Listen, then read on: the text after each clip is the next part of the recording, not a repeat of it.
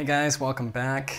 I got my new camera. I'm testing it out today. It comes with this little audio attachment that I'm wearing. Hopefully it sounds okay. I'm going to be testing it out for the first time for this video. So I wanted to talk about my time in Peru, which I had just a couple months ago. I was there for 28 days from September to October of 2021. The inspiration and desire to go to Peru all came to me because of my love for this travel series, which I've talked about before. It's a travel series with Ewan McGregor and Charlie Borman, and they go motorcycling across the world. There's 3 seasons. In this last season, they rode their motorcycles from the tip of South America all the way up to Los Angeles, California. On their journey, they stop at Machu Picchu, Peru.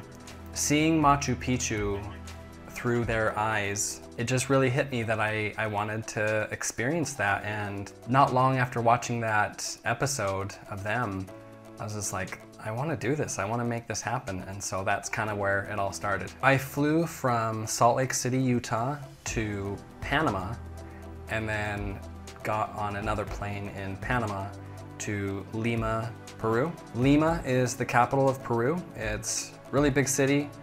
And that's where I ended up meeting a really cool family that I spent the majority of my time with them. They rented me a room, they showed me around, they took me all over. I was just amazed at their niceness and their friendship, and they just were so good to me. I was really grateful to have them for this journey. It would have been a very different journey without them. They made it really special, so I just want to give them a big thank you. I thought I knew Spanish before I went, and I struggled. I really struggled with the Spanish there. I was like, this isn't what I've learned, this isn't what I've spoken. Their Spanish is really good and really fast, and my Spanish is very slow and very not good. It was tough. There was times where I was really frustrated with just not being able to communicate very well. I struggle speaking in English, and so you can imagine how it would go in a foreign country and in a different language for me. Those of you that have been with this channel for a while know that I struggle with motion sickness. Day 1, was it day 1 or day 2? I was in a taxi going to the water's edge of Lima. I wanted to go see the water, and I just got super sick. We ended up pulling over for the driver to get gas, and I ran to the nearest restroom I could, and it was bad. So luckily, the family that I stayed with, they knew of this amazing pill that they showed me where to buy it, and I bought it, and I don't know what's in the pill, but it definitely works. Because of that, I only struggled a couple times the whole time in Peru.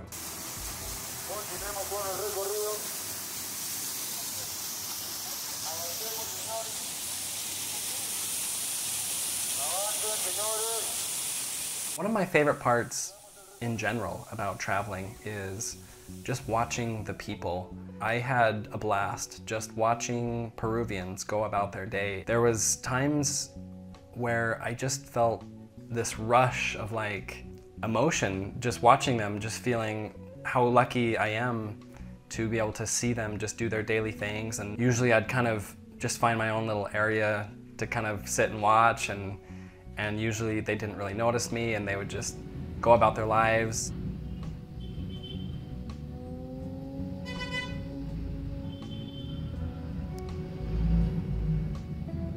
So Lima is really big. There's some fun things to do. There's this part that goes along the edge of the ocean, and there's a beautiful walk that you can do that just goes right alongside.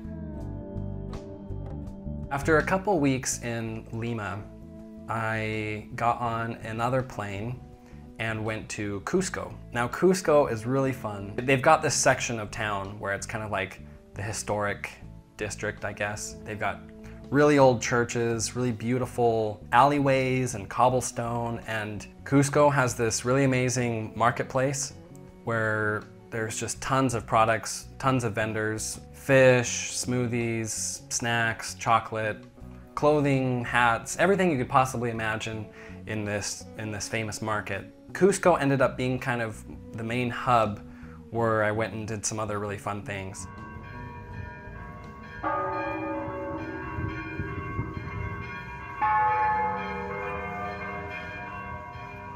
So then it came time to start making my way to Machu Picchu. There's a couple ways you can get to Machu Picchu.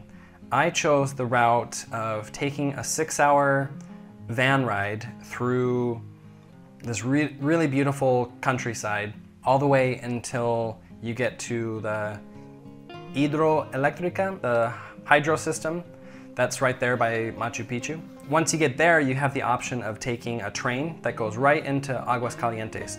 And Aguas Calientes is the town right outside Machu Picchu, where they have hotels and restaurants and is kind of the main place to stay if you're visiting.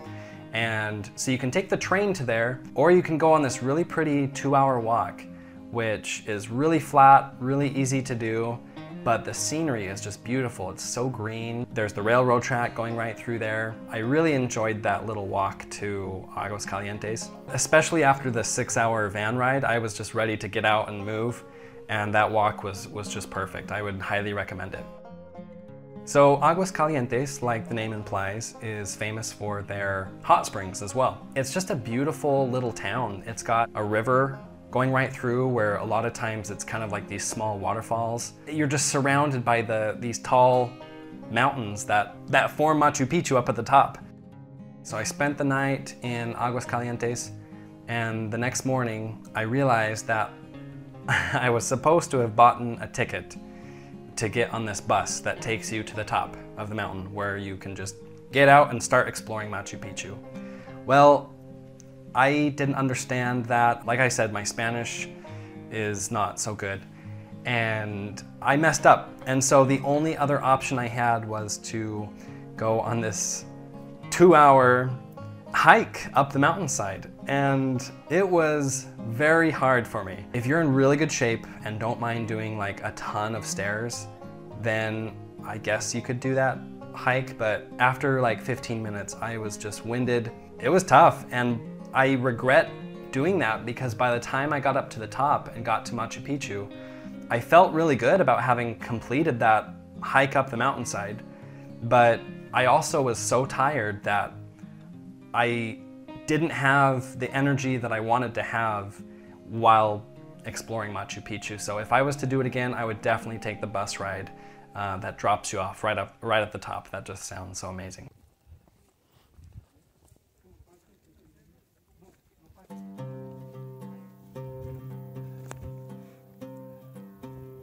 Machu Picchu has this special, almost sacred feeling.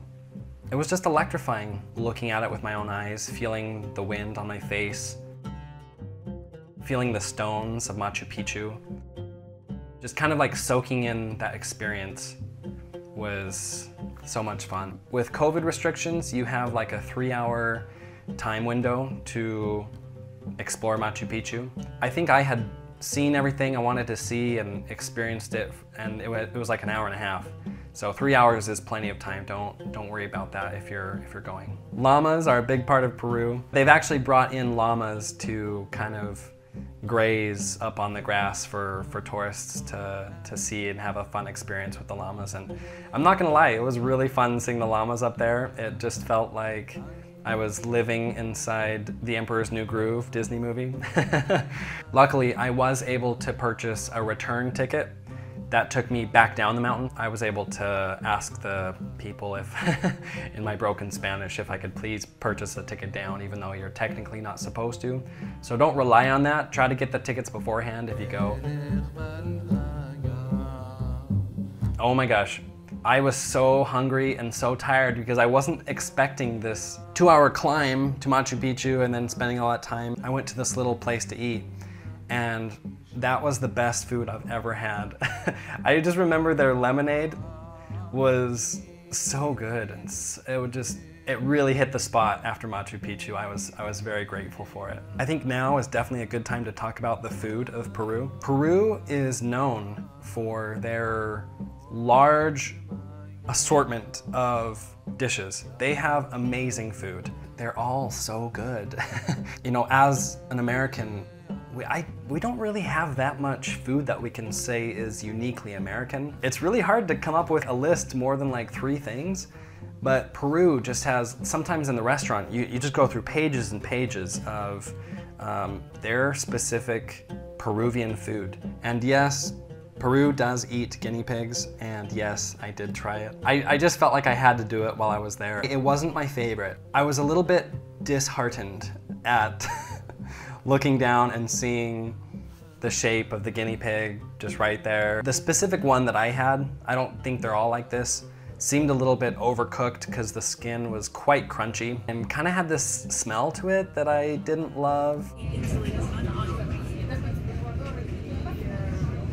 So the time came to leave Aguas Calientes. I was sitting so that when the train started moving, I myself was going backwards, just watching everything roll by me in that sort of way. And at first I thought I was gonna get motion sick, but I had one of those pills and I was just so happy. I had never experienced anything like that before, where I could just watch outside and enjoy the scenery flying by me and not feel sick. It was really amazing.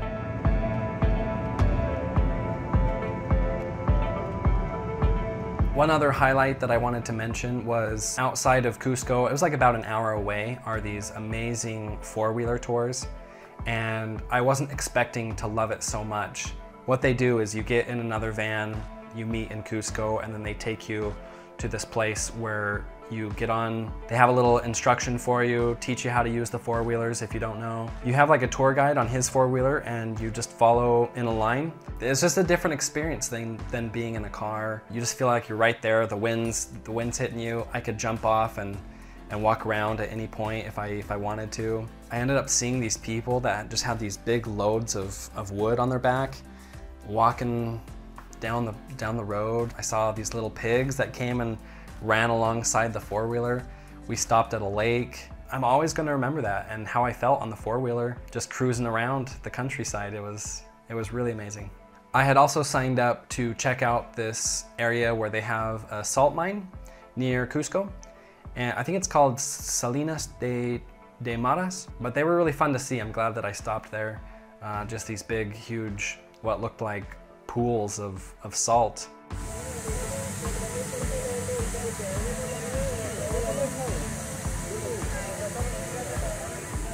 Good people, good food, amazing scenery. I absolutely loved Peru. I want to go back. I highly recommend it. If you have any questions at all about how it is with COVID or just where to stay or anything, I'd be happy to help. Just let me know in the comments below.